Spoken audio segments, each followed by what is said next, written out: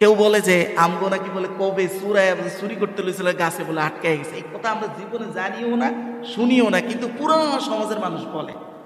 বুজুর্গদের যে কারামত, অলৌকিক ঘটনা অনেক সময় ঘটে, এগুলোর কি স্থান নাই ইসলামে? আছে, এগুলোরও স্থান ইসলামে আছে, কিন্তু কিভাবে আছে ওইটা আপনাকে জানতে হবে। এটাই আমরা এখন জানব। কারামত সত্য, তবে আপনি যত কারামত জানেন, আপনার বাপ দাদা যেগুলো জানতো, বিশ্বাস করেন, আপনি যারেই বলবেন যে ভাই আপনি কি দেখছেন, বললেন আমি শুনছি, বেশিরভাগ আপনি যারেই জিজ্ঞাসা করবেন কোনো অলৌকিক ঘটনার ব্যাপারে, বেশিরভাগ মানুষ বলবে যে আমি শুনছি, যদি সত্য বলে। আপনি এমন মানুষ খুঁজেই বের করতে কষ্ট হয়ে যাবে যে বলবে আমি নিজ চোখে দেখছি, যদি সত্য বলে। সত্য যদি বলে সে বলবে যে আমি নিজ চোখে এগুলো দেখছি, পাইবেন না। আরে একটা সংক্ষিপ্ত একটা পরিচয়ের জন্য না, জাস্ট কথাটা বোঝানোর জন্য। আমার দাদা, আমার আপন দাদা অনেক বড় বুজুর্গ মানুষ ছিলেন। ওনার বিস্তারিত পরিচয়ের দরকার নেই, আমার কথা যতটুকু বলার দরকার অতটুকু। তো ওনাকে, উনি পীর ছিলেন না, মানে পীর ওনার খেলাফত ছিল, কিন্তু উনি এই লাইনে কাজ করেন নাই, উনি একাডেমিক লাইনে কাজ করছেন।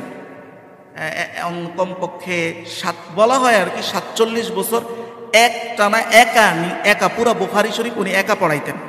এখনকার সময় মাদ্রাসাগুলোতে বুখারী কিন্তু একা একজন পড়ায় না, ভাগ আছে, সেক্টর ভাগ আছে, প্রথম খণ্ড, দ্বিতীয় খণ্ড, এইভাবে উনি একা পড়াইতেন। অনেক বড় বুজুর্গ মানুষ ছিলেন। ওনার নামে আমাদের এলাকায় এত কারামত আছে, বিশ্বাস করেন, এটির একটারও সত্যতা আমি ফ্যামিলির মানুষ হয়ে আমরা কেউ জানি না। এত কারামত মার্কেটে আছে। কেউ বলে যে আমগো নাকি বলে কবে চুরি করতে লইছিল গাছে বলে আটকায় গেছে। এই কথা আমরা জীবনে জানিও না, শুনিও না, কিন্তু পুরো সমাজের মানুষ বলে। আমি এই মসজিদের থেকে একবার নামাজ পড়াইয়া যাইতে এক সিএনজিতে উঠছি, সিএনজিওয়ালা আমাকে বলতেছে আপনার দাদার তো অনেক বড় কারামত ছিল। কিরকম কারামত? কয় যে উনাকে কেউ টাকা হাদিয়া দিলে উনি বুঝতো এটা ঘুষের টাকা, এটা সুদের টাকা। উনি নাকি এই টাকা আলাদা করতো, আলাদা করে যেগুলো হারাম টাকা এগুলো ফেলে দিত, আর যেগুলো হালাল টাকা এগুলো ব্যবহার করতো। তা আমি চুপ রয়েছি, সাধারণ মানুষ এত শর্ট টাইমে আর কি বুঝামো, ওর তো আরো বিভ্রান্ত হয়ে যাবে। বললো যে আপনার আব্বারে জিজ্ঞাসা করছি যে আপনার মধ্যে এই কারামত আসেনি। তা আমরা যদি একাডেমিক আলেম না হইতাম, এটা যে আমাদের জন্য কত বড় বাটপারি আর ধোকাবাজি করার সুযোগ ছিল। আমি তো জানি যে আমার এটা করতে গেলে আমার আখরাত হারাইতে হবে। আমি যদি একাডেমিক আলেম না হইতাম, তো এটাই সুযোগ আছে, কারামত আছে, সমস্যা কি? ওর বাপের ক্ষমতা আছে, আমি যদি বলি যে এটা সুদের টাকা, ও কিভাবে জানবে? ও তো আমার কথার উপরে বিশ্বাস করতে হবে। আমি যদি বলি এই দাদা কারামত এটা আমারে দিয়ে গেছে, তার কি ক্ষমতা আছে এটা জাস্টিফাই করার? কিন্তু আমরা এগুলো বললে চুপ থাকি। আসছে দাদা মারা যাওয়ার পরে আমি নিজ চোখে দেখছি, তখন আমি অনেক ছোট, ধানের বস্তা নিয়ে আসছে। কাকে দিবেন? তো হুজুর। আজিব কথা, হুজুরকে দিবেন কত? হুজুর তো নাই। তার চিন্তা, ওই যে বুঝতে পারতেছেন তার চিন্তাটা কোন জায়গা থেকে আসছে। বললাম আরে বাবা, হুজুরের যে জায়গা জমিনের মালিক হুজুর ছিল, উনি মারা যাওয়ার পরে ওনার সন্তানরা ওগুলোর মালিক তো এই জন্যই হয় যে ওনার মৃত্যুর মাধ্যমে দুনিয়ার সব মালিকানা ওনার শেষ হয়ে গেছে। আপনি নতুন করে ধানের বস্তার মালিক বানাইবেন, এটা কিভাবে সম্ভব? উনি দুনিয়ার থেকে চলে গেছে, ওনার দুনিয়ার মালিকানা সব শেষ। এই জন্যই তো ওনার যা ছিল ওটা আরেকজন মালিক হয়ে যেতেছে। খুব যৌক্তিক কথা না?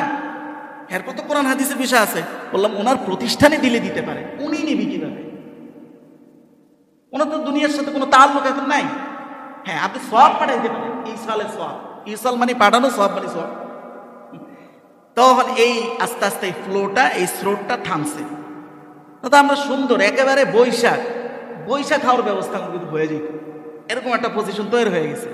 শুধু একমাত্র মাদ্রাসায় পড়ার কারণে, কিতাবাদি পড়ার কারণে আমরা বুঝতে পারছি যে এই লাইনে যাইলে আখিরাত শেষ। মানুষকে ধোকা দিয়ে আখিরাত শেষ, হয়তো দুনিয়া হবে। নাউজুবিল্লাহি মিন যালিক। এমন নাফাক দুনিয়ার থেকে কাজ করে খাওয়া তো ভালো। তো বুঝাইতে চাচ্ছি কোন জায়গা থেকে কথা আসছে, কারামত। হ্যাঁ, কারামতের স্থান ইসলামে আছে। কতটুকু আছে, কিভাবে আছে, এইটা আজকে শুনেন। কোন অলির মাধ্যমে কোন অলৌকিক ঘটনাকে আপনি তখনই সেটা আল্লাহর পক্ষ থেকে পথ নির্দেশ হিসাবে গ্রহণ করবেন যখন আপনি জানবেন এই ব্যক্তির মূল ভিত্তি কোরআন সুন্নাহর উপরে পরিপূর্ণ আছে। এখন আপনি কিভাবে বুঝবেন যে এই ব্যক্তির ভিত্তি কোরআন সুন্নাহর উপরে আছে? আপনি তো নিজে কোরআন সুন্নাহ পড়েন নাই, বেসিক পর্যায়েও পড়েন নাই, আপনি বুঝবেন কিভাবে? এই জন্যই ওই কথা ঘুরে আসতেছি কি, কোরআন সুন্নাহ শিখতে হবে, আপনার সাধ্য অনুযায়ী কোরআনের ইলম অর্জন করতে হবে, এটা আপনার উপরে ফরজ। এইটার এই যে আরেকটা জরুরত দেখাইলাম। এখন আমি যে দাবিটা করলাম যে কোরআন সুন্নাহর উপরে ভিত্তি না হয়ে কারো মাধ্যমে যদি কারামত প্রকাশ পায়, সেইটা ইসলামের কারামত না, হয় সেটা সেহের। সেহের মানে হলো জাদুবিদ্যা, অথবা কোনো শয়তানের উপর ভর করে সে কাজটা করতেছে, আর না হয় ইস্তেদরাজ। সেহের তো বুঝছেন, ইস্তেদরাজ কি এটা আমি এক্সপ্লেন করবো একটু পরে। এবার শুনেন আমার দলিলটা কি। দলিলটা দেখেন, দলিল আছে সূরাতুন নামল আয়াত নং 40। আল্লাহ তাআলা বলতেছেন, قال الذي عنده علم من الكتاب أنا آتيك به قبل أن يرتد إليك طرفك। এই ঘটনাটার সাথে সম্পৃক্ত হলো হযরতে সুলাইমান আলাইহিস সালাতু ওয়াস সালাম। সুলাইমান আলাইহিস সালাতু ওয়াস সালামের লম্বা ঘটনা, আমি পুরো ঘটনা টানবো না। রানী বালকিস যখন সুলাইমান আলাইহিস সালাতু ওয়াস সালামের প্রাসাদে ঢুকে, তখন সুলাইমান তার মন্ত্রী পরিষদে বসে বলল যে এখান থেকে 100 মাইল দূরে রানী বালকিসের রাজ্য, সেখানে তার সিংহাসন আছে, ওই সিংহাসন আমার কাছে আইনা দিবা কে? প্রথম একজন দাঁড়াইল, সে বলল আমি আইনা দিব। কত সময় লাগবে? সে বলল ক্বাবলা আন তাকুমা মিন মাকামিক, আপনি আপনার বসার স্থান থেকে দাঁড়ানোর আগে আমি আইনা দিব। তাফসিরে আসছে সে ছিল একটা জিন। সুলাইমান বললেন না, এটা হবে না, আরো দ্রুত সময় লাগবে। এরপরে আল্লাহ বলতেছেন ক্বালাল্লাযী ইনদাহু ইলমুম মিনাল কিতাব, আল্লাহ বলেন যার মধ্যে আল্লাহর কিতাবের ঐশী ইলম ছিল, সে বলল আমি ওই সিংহাসন আপনার কাছে এনে দিব। সময় লাগবে কতটুকু? সে জবাব দিল সময় লাগবে আপনার চোখের পলক ফেলতে যত সময় লাগে, এর কম সময় আমি সিংহাসন এনে দিব। বলেন সুবহানাল্লাহ। বলেন এটা অলৌকিক ঘটনা না? চোখের পলকের মধ্যে 100 মাইল দূর থেকে সিংহাসন নিয়ে আসবে, অলৌকিক ঘটনা না? কিন্তু আল্লাহ এর ভিত্তি কি রাখছে? ক্বালাল্লাযী ইনদাহু ইলমুম মিনাল কিতাব, ওই ব্যক্তি কথা বলল যার কাছে আল্লাহর কিতাবের ইলম আছে। তার মানে অলৌকিক ঘটনাকে আপনি হক হিসাবে ধরতে আপনার আগে এটা শিওর হতে হবে ব্যক্তির ভিত্তি কোরআন সুন্নাহর উপরে পরিপূর্ণ আছে কিনা। যদি না হয়, এরপরও দেখতেছেন অলৌকিক ঘটনা ঘটতেছে তারা দ্বারা, সেটা হয় সেহের, জাদুবিদ্যা, আর না হয় ইস্তেদরাজ। এক ব্যক্তিরে আমি নেটে দেখছি, সে সূরা ফাতিহাও পারে না, কিন্তু তার এমন একটা অলৌকিক ঘটনা, সে এইভাবে হাতের দিকে তাকায় বলে দিতে পারে যে এখন কয়টা বাজতেছে। আপনি ঘড়ি মিলে দেখবেন 100%। আর আপনি তার কাছে যা মুরিদ হইবেন, শরীয়ত শিখবেন, বলেন তার কাছে শরীয়ত শিখা যাবে? অলৌকিক ঘটনা তো ঘটতেছে তার দ্বারা। শরীয়ত শিখতে হবে শরীয়ত দ্বারাই, যার মধ্যে সত্যিকার অর্থে কোরআন সুন্নাহর জ্ঞান আছে, অলৌকিক না। এটা আল্লাহ কখনো কখনো ঘটান, যদি তার মধ্যে কোরআন সুন্নাহ থাকে তাহলে এটা হক। হ্যাঁ, আল্লাহ তাআলা কোনো না উদ্দেশ্যে ঘটাইছেন। আর না হয় এটা সেহের, আর না হয় ইস্তেদরাজ। ইস্তেদরাজটা কি? ইস্তেদরাজটা হলো আল্লাহ তাআলা কখনো কখনো বান্দাকে এমন কিছু পাওয়ার দেন, সেটা অলৌকিক পাওয়ারও হতে পারে, সেটা পলিটিক্যাল পাওয়ারও হতে পারে, দুনিয়ার যে কোনো পাওয়ার হতে পারে। এই পাওয়ারটা আল্লাহ তাআলা বান্দাকে কখন, কোন বান্দাকে কেন দেন? আল্লাহ এমন কিছু বান্দাকে দেন যে আল্লাহর সন্তুষ্টির রাস্তায় চলে না, তারপরেও আল্লাহ দেন। কি জন্য দেন? তাকে পরীক্ষার জন্য, হয় তাকে পরিপূর্ণ ধ্বংস করার একটা ফাঁদ হিসাবে এটা দেন। আর ওই ফাঁদের মধ্যে আরো 10 জন দেখে কোরআন সুন্নাহর মাপকাঠি বাদ দিয়ে ওই ফাঁদে আরো 10 জন পড়তেছে। দলিল কি আমার এই কথার? সূরাতুন নামল আয়াত নং 44 আল্লাহ তাআলা বলেন, আল্লাহ ফালাম্মা নাসু মা যুকিরু বিহি ফাতাহনা আলাইহিম আবওয়াবা কুল্লি শাইইন হাত্তা ইযা ফারিহু বিমা উতু আখাযনাহুম বাগতাতান ফাইযা হুম মুবলিসুন। আল্লাহ তাআলা বলেন ফালাম্মা নাসু, এক কওমের সাথে, এক গোষ্ঠীর সাথে আমি কাজটা করেছি, এটা হলো আমার নীতি। এরকম অনেকের সাথে আমি এই ধরনটা করে থাকি। কি সেটা? যখন সে আমাকে ভুলে গেছে, মা যুক্কিরু বিহি, যখন তাকে যেই পথ নির্দেশ করা হয়েছে সে সেটা ভুলে গেছে, এখন তারে কি করার দরকার? ধ্বংস করে দেওয়ার দরকার। আমি তারে ধ্বংস করি না, আমি প্রথমে তারে আরো বেশি ফাঁদে ফেলতে চাই। তখন আমি করি ফাতাহনা আলাইহিম আবওয়াবা কুল্লি শাই, এই পাপিষ্টের জন্য আমি সব দরজা খুলে দেই, সে যা চায় তা অর্জন হয়ে যায়। দেখছেন, আল্লাহ তাআলা বলতেছে আমি আরো দরজা খুলে দেই। এখন মানুষ এটা দেখে কয় যে কিরে, সে যদি সঠিক না হইতো তা এত কিছু পাইছে কোত্থেকে? আল্লাহ বলতেছেন পায় কোত্থেকে? আমার এটা ফাঁদ। এটা বুঝতে হলে কোরআন সুন্নাহর ইলম লাগবে। এটা কি ফাঁদ না বাস্তব, এটা বুঝতে হলেই লাগবে কোরআন সুন্নাহর ইলম।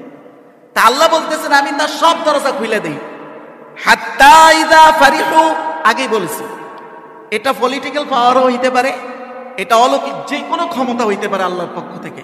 হাত্তা ইযা ফারিহু, ওই পাপিষ্ট এই পাওয়ার পরে সে যখন তার কনফিডেন্স লেভেল হাই হয়ে যায় যে আমার সামনে আর কে দাঁড়াবে, এবার আল্লাহ বলেন তার কনফিডেন্স লেভেল যখন সর্বোচ্চ পর্যায়ে চলে যায়, সে খুশি হয়ে যায়, তার আর কোনো চিন্তা থাকে না।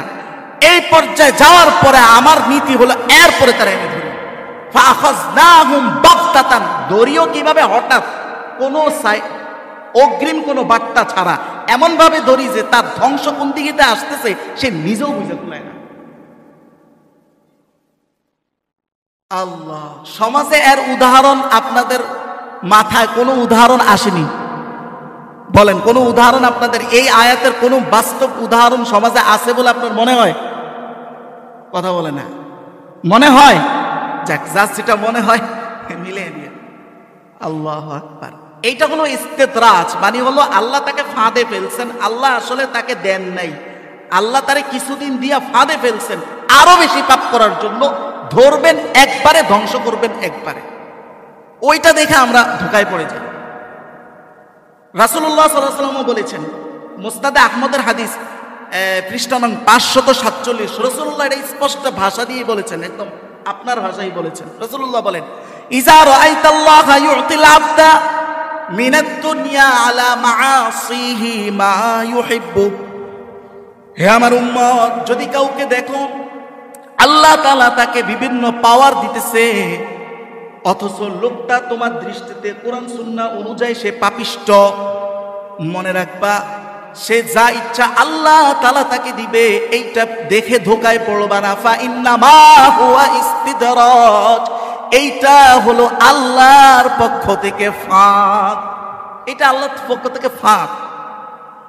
কিন্তু ওই জালেম সেটা বুঝে না, সে ধোকাবাজ সেটা বুঝে না, সে মনে করে যে এটা তো আমার অর্জন, এটা তো ফাঁদ, এটা তার বুঝে আসে না যতক্ষণ না আল্লাহর পক্ষ থেকে ধ্বংসের পয়গামটা না আসে।